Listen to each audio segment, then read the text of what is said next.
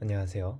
오늘은 조금 제목의 어그로성이 좀 강력한 것 같은데, 억대 연봉 개발자들은 무조건 땡땡땡을 합니다. 뭐 이런 내용으로 조금 얘기를 해보려고 합니다. 네, 억대 연봉이라고도 말할 수 있고, 진짜 개발을 잘하는 회사 내 S급 인재들이라고도 말할 수 있고, 뭐 다양하게 말을 할 수 있을 것 같아요.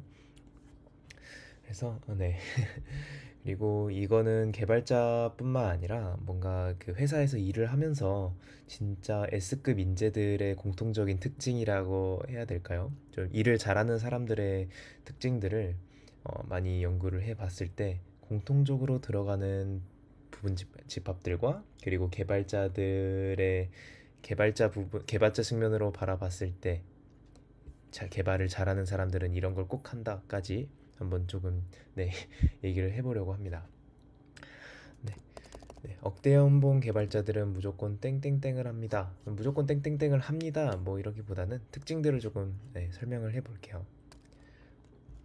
일단은 성장 마인드셋, 이 마인드셋을 거의 가지고 있는 것 같아요. 이것들은 웬만한 자기계발서들을 조금 보신 분들이라면은 무조건 한 번쯤은 들어봤을 그런 키워드인 것 같은데, 네, 성장 마인드셋에 대해서 설명을 드리면은 성장 마인드셋은 노력과 학습을 통해서 능력을 향상시킬 수 있다는 믿음, 이런 믿음을 가지고 있는 것이 바로 성장 마인드셋입니다.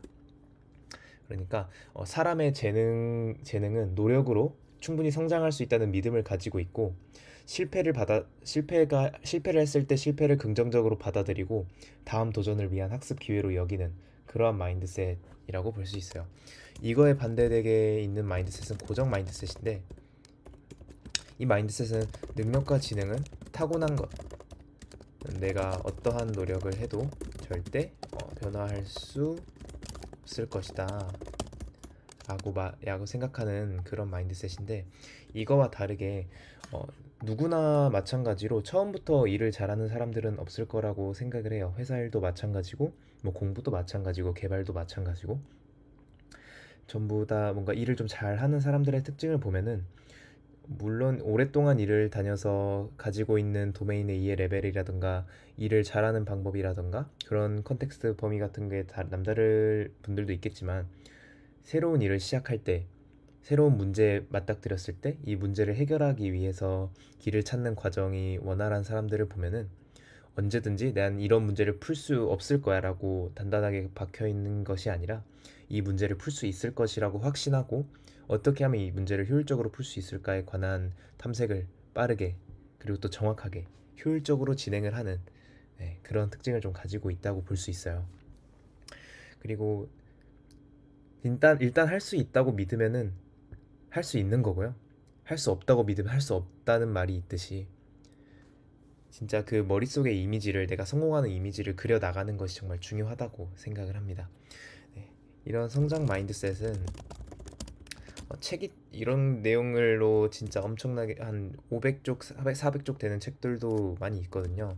이런 그 정도로 이제 이 성장 마인드셋에 대한 주제는 자기계발서에서 많이 언급하는 주제니까 한 번씩 알아보셨으면 좋겠습니다.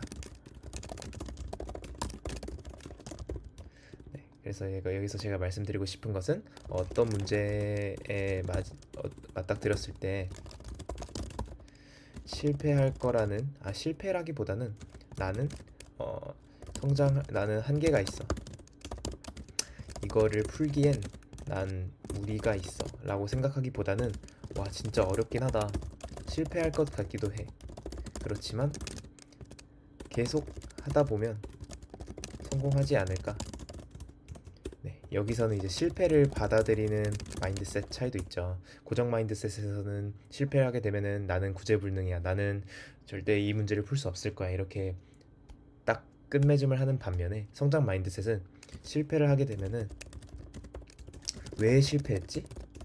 계속해서 이제 나의 허점들을 찾습니다. 탐색해 나가고 이를 고쳐 나가요. 그렇게 해서 또 성장하게 되는 것이고, 이것의 반복입니다. 그렇게 되다 보면은 허점들이 점점 메워지게 되고 강점들로만 도배되는 그런 사람들이 될 수 있다는 것이죠. 그래서 이 마인드셋은 약간 개발자라기보다는 모든 학습하시는 인간이라면 가져야 될, 일을 잘하고 싶다면 가져야 될 좀 마인드셋에 대한 얘기였던 것 같고, 그리고 개발자의 특징으로도 한번 다른 특징을 또 봐도록 할게요. 이 단어를 좀 알고 있으실 분들이 있을까 싶네요. 많이 있으실 것 같은데, 터크이스 칩 쇼미 더 코드라는 문장이죠. 유명한 리누스 토발즈께서 남기신 어록인데, 말은 쉽지 코드를 보여줘. 이거는 이제 약간 개발자가 가져야 할 덕목이라고 좀 저는 생각을 하는 편입니다. 네, 말은 당연히 쉽고 코드를 보여줘. 이제 개발자로서 뭐 버그를 고쳤다거나 어떤 동작이 발생한 시점을 있다고 쳤을 때 뭐 항상 로우 레벨까지 들어가서, 여기서 말하는 그 로우 레벨은 막 진짜 커널 레벨, 막 CPU 막 이런 기계어로 된 부분을 말하는 게 아니고, 어떤 부분이냐면은 일단은 확인을 하고 검증하는 습관. 예를 들면은 API 통신이라고 쳤을 때 API 통신을 해서 뭐 SQL 쿼리를 내서 뭐 이렇게, 이런 구조, 애플리케이션 비즈니스 로직 뭐 이런 구조를 가지고 있다고 쳐볼게요. 그러면은 제가 궁금한 거는 이 SQL이 동작했는지 확인하고 싶어요. 그럼 어떻게 해야 될까요? 그냥 이 SQL이 발생했는지를 직접 봐야 되고, 데이터베이스를 보고 그 변경사항이 적용되는지 확인을 해봐야겠죠. 근데 그냥 대충 이 API를 받았고 비즈니스 로직이 돌았네, 뭐 로그에 남았네, SQL 돌았겠지, 이렇게 하고 말면은 안 된다는 거예요. 버그가 발생했을 때도 이게 확실하게 고쳐졌는가에 대한, 이 진짜 문제가 발생한 부분의 로우 레벨 끝단까지 가서 확인을 해야 된다고 생각을 하고, 그리고 그 부분을 이제 보통 많이 보는 것이 저희가 코드죠. 오픈소스를 본다거나 버그가 발생했다거나 뭐 로그를 보고 판단할 수도 있겠죠.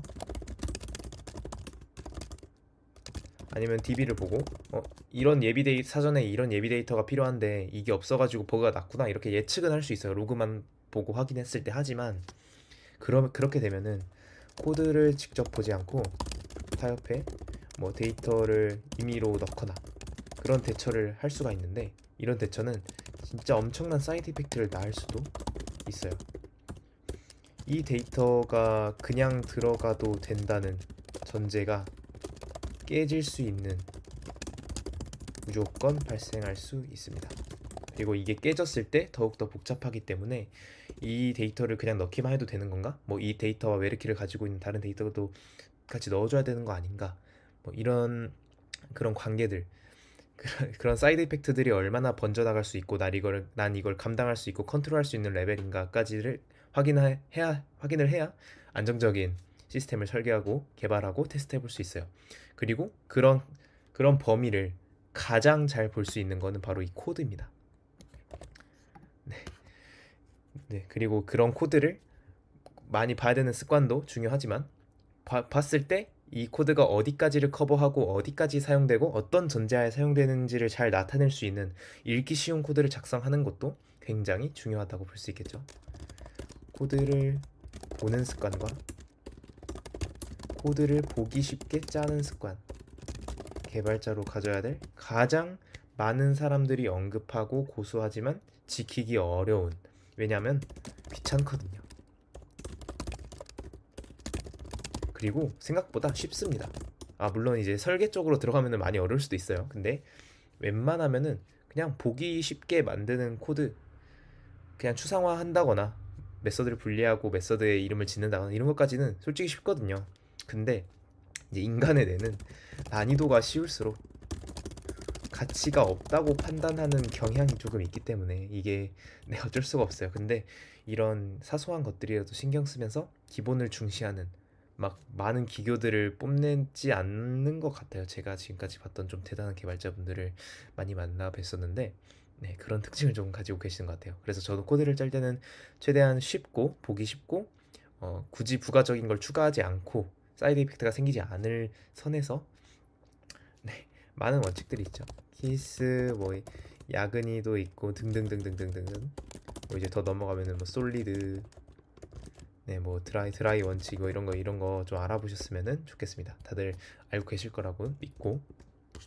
네, 그리고 이제 조금 좀 시니어 레벨로 넘어가면은 다들 그 다음 특징인데, 함께 성장하기. 정말 많이 언급되는 주제 중 하나죠, 이것도. 이거 정말, 네.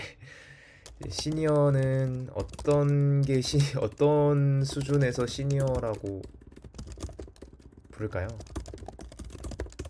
이거는 이제 약간 하드 스킬, 소프트 스킬, 종합적으로 나타날 것 같은데, 보통 이렇게 생각하죠. 시니어는 뭐 주니어를 데리고 이 미션을 깨기 위해서 주니어도 시니어급으로 성장시킬 수 있는, 이 미션, 이 도메인 컨텍스트 안에서 성장시킬 수 있는 뭐 그런 레벨로, 그런 환경을 제공하고 함께 나아갈 수 있는 그런 사람들을 조금 저는 시니어라고 보고 있는데, 그렇기 때문에 혼자서 내가 이 개발을 해요. 뭐 혼자서 이런 시스템을 제가 만들었어요. 혼자 내가 다 만들고 관리 중이야. 그리고 다른 팀원들이 와요. 팀원들이 합류. 하지만 내가 짠 코드가 너무 난장판이고 뭐 기교가 섞여 있다. 그리고 내가 혼자 만든 전제들이 이 코드에 담아져 있기 때문에 함부로 수정하면 안 된다. 뭐 이런 것들이 있을 것 같은데, 이렇게 되면은 결과적으로 이 제품 생산에 대해서 매우 안 좋아요. 일단은 생산성이라는 것 자체가,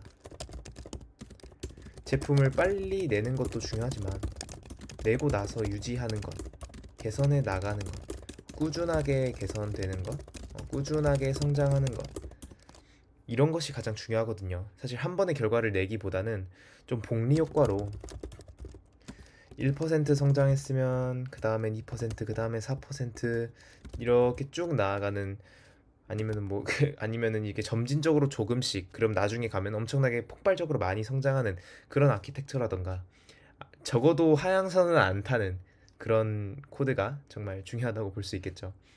그리고 그것을 위해서는 혼자서 할 수는 없습니다. 혼자서 하면 한계가 있고, 무조건 한계가 있다고 그것을 인정을 한 후에 다른 사람들과 함께 협업하여 전파하고, 성장을 전파하게 되면 사실 이건 이점밖에 없거든요. 나의 입장과 후임의 입장과 회사의 입장에서 보겠습니다. 성장을 전파하면 나는 내가 안 해도 될 잡일거리가 준다. 뭐 잡일이라고 말하긴 좀 그러네요.